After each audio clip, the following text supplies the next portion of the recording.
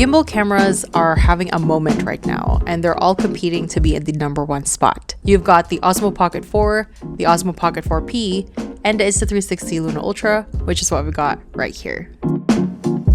Hi everyone, if you're new to my channel, my name is Paula, and last week we took the Insta360 Luna Ultra out for the first time, where we talked about the instant wins with this setup. This weekend we are here in Dallas exploring for the first time, where I'm going to dive deeper into all the other features that I didn't get to test out, just because there's been a lot more that I learned about this camera the more I use it.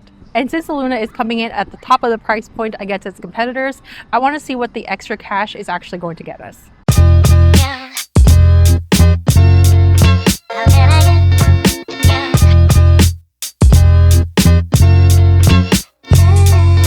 We're here at the Star, which is right here in Frisco, a little bit north of Dallas, and they have a really cool field out here. The Dallas Cowboys practice out here off season, so sometimes you'll actually get to see them practicing in person, which I think is pretty cool. Nice spot to play. During the day you can play soccer, because FIFA was here a couple of weeks ago too, so they have a lot of the FIFA stuff out still. It's quite warm today.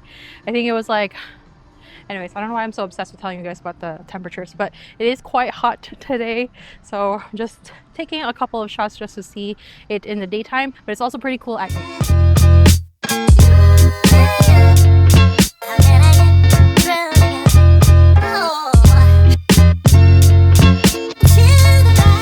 Insta360 partnered with Leica for the Luna Ultra, and that means the dynamic range out of the box has been really nice. This tiny camera has a 1-inch CMOS sensor behind a 20mm equivalent f1.8 lens, capable of capturing 8K 30 FPS up to 4K 120 FPS. Shooting 8K means that you can shoot wide or crop in heavily without losing any of the sharpness. This has 10-bit iLog with 14 stops of dynamic range, which means that you can get so much more flexibility, such as being able to pull back the highlights in bright midday sun just like today without worrying about your footage being too blown out, which also means that there's less time for you to worry about your footage. The Luna Ultra can also film vertical in 3K. It has the rotating screen, which makes switching from both modes easy and quick.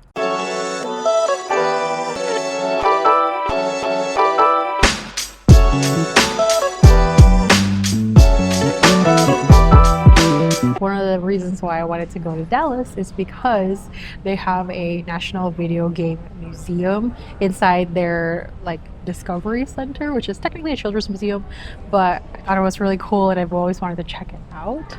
But yeah, they have all sorts of retro gaming, so it's as the name suggests, it's like a video game museum, so I'm excited to see it.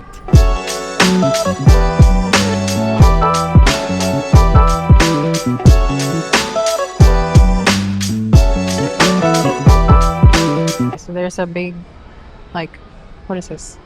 What do you call this? Brick? 1st to 15? Oh my god. No.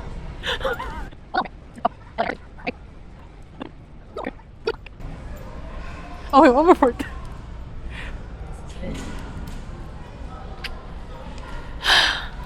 Never mind. Lift up it.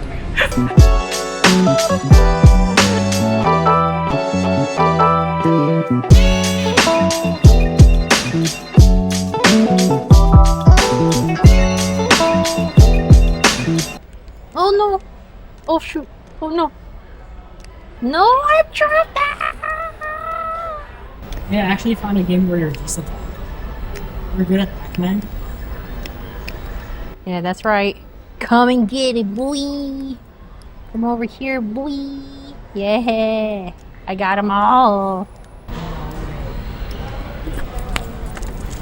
Oh, she's like, What the shit? What are you playing? NBA Jam. Anyone play this when they were younger?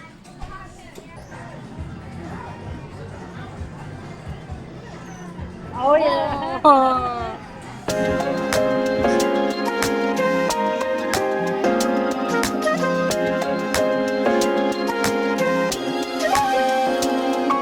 We made a stop at a coffee shop since Brian really wanted a vegan donut.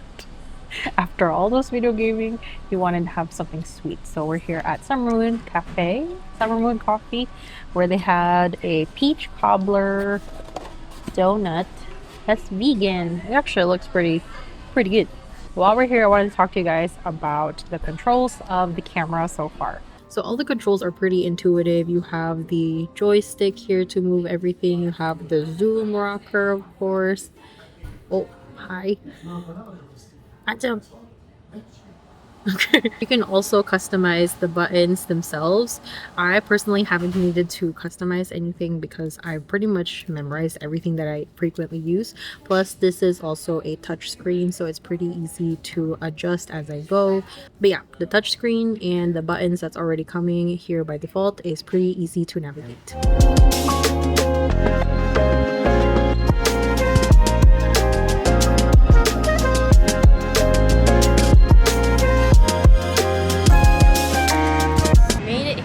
Downtown Dallas. This is the mic of the camera without the lav, so hopefully you're still able to hear me okay. We're definitely a lot louder, like very loud. Turn around.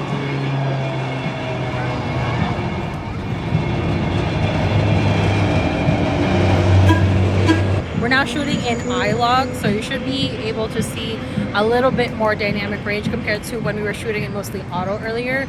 The one thing with log obviously is going to be a bit bigger footages, and it does drain the battery a little bit faster, hence why I'm just using auto for most of the day since I'm trying to preserve it. Speaking of that, I do want to check what the battery situation is like. So we started the day with 100% and we started filming around 11 a.m. It is now 8:15 p.m. and I am at 14%. I did do a quick charge earlier, a quick 5-minute charge. They say does give it a quick boost in power, so it doesn't take very long to charge. The only charger we have in the car though is like a, you said 5 watt? Yeah, probably a 5 watt. Yeah, like a 5 watt charger. So it's not gonna be like a lot, but it's definitely gonna help kind of power it up a bit more. We're here now in downtown. We're gonna explore a little bit and see what's going on. Looks like there is some stuff going on. It is Saturday after all, so let's go around and see.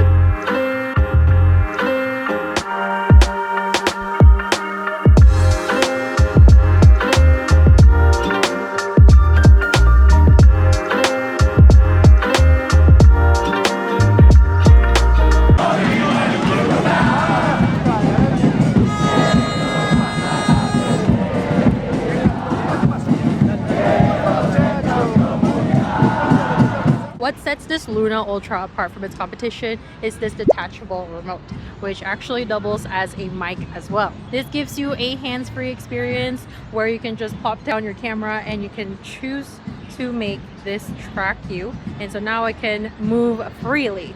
The only downside is this mic does start to crack once you have a bit of movement. I'm sure you have a little bit of cracking now, so I'm going to try not to do it as much.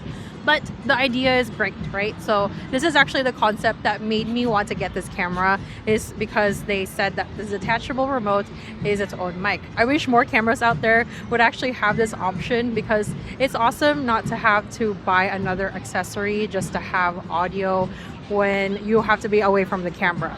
With that said, this remote works as far as they say 65 feet. I have yet to test that out, but again, lots of good uses for when you want to do a lot of solo creating. This gives you a lot of that flexibility. The other downside to this is when the remote is detached, it tends to lose signal pretty quickly. So right now I'm really not that far, maybe like 2 arms length away from the camera, but it already shows me a weak signal and it's saying that recording is unaffected. So I'm at the mercy of the signal right now to make sure that I'm still recording.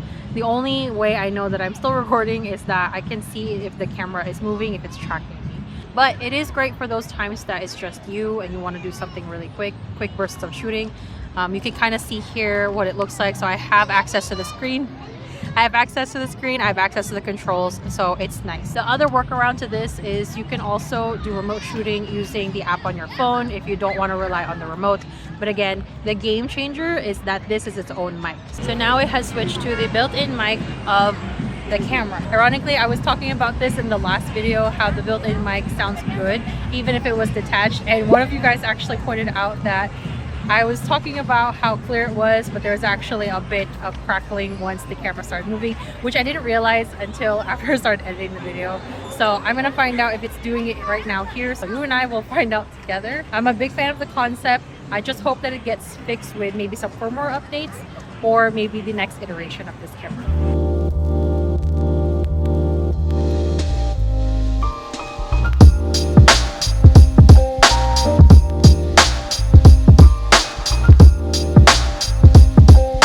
Alright, we have taken you guys pretty much almost everywhere today.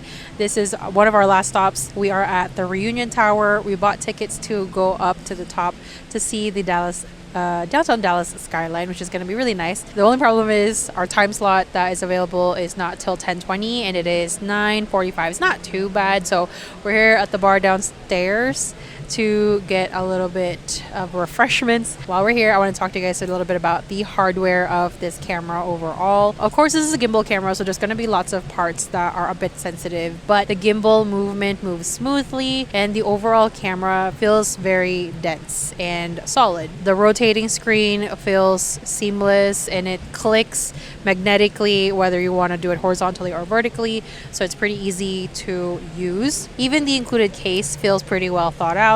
Though it is made with plastic, it does keep the form factor pretty sleek and minimal, and I'm sure it is also what's helping make it lightweight.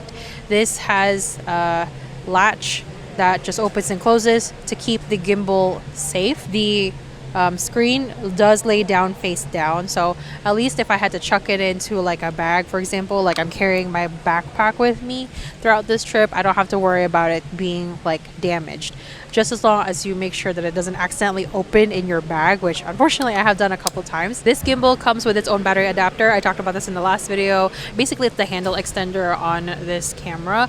It also comes with bonus little feet for standing legs. The only caveat to that is that the feet are actually pretty thin. They look like literally paper clips. It's made of metal, so it's not fragile per se, but it is pretty thin and it gets the job done. However, I feel like Insta360 did think of those of us who are going to stick this on top of a tripod, because the adapter does come with a little thread so that you can actually screw it onto a tripod if you wanted to use that. This is in pure video mode, which is supposed to be helpful for low light. That being said, I don't know how much filming I'll be able to do up in the Reunion Tower since it is going to be dark. Obviously, it's nighttime now. We'll have to see how it performs in truly like dark settings.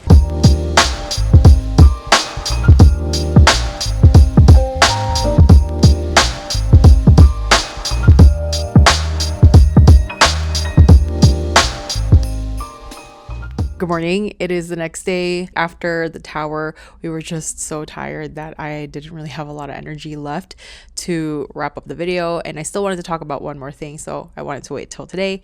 So it is the next morning. Since we know that the Insta360 Luna Ultra has a more of a premium setup, its price tag also reflects that. The Osmo Pocket 4 and the Osmo Pocket 4P both retail for less than the Luna Ultra, but I will say if you're in the US, the DJI Osmo Pockets are a little bit hard to get right now since they are not available for authorized dealers. You'd have to go through like third-party sellers. It starts at a base price of $769 for the standard bundle, which is what I have. If you wanted to buy the mic and the camera, if this is something that you think you're interested in having in your setup, you can go ahead and purchase the creator bundle, which is going to be a little closer to like $1,000.